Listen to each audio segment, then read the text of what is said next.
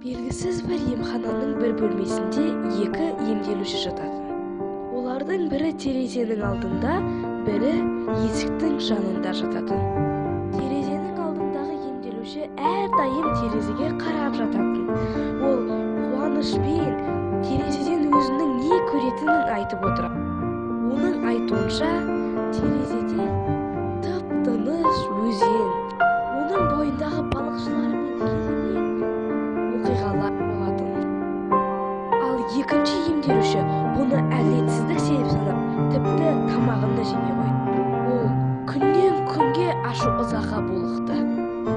Күннен күнге өсе берді. Bir күні терезенің жанындағы емделуші қатты ауырып қалды.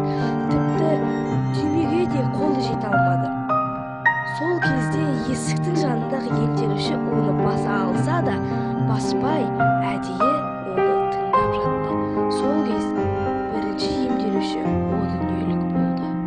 Ертесіне медбике келіп, оның төсек жайын ауыстырғанда, есік жақтағы емделуші оның орнына жатқысы келетінін айтты.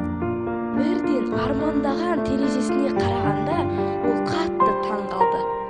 Себебі ол терезеден жай ғана қабырға көрді. Ол медбикеден керемет өзен туралы сұрағанда, медбике оған ол ауру көзі көрмейтін деп жауап берді.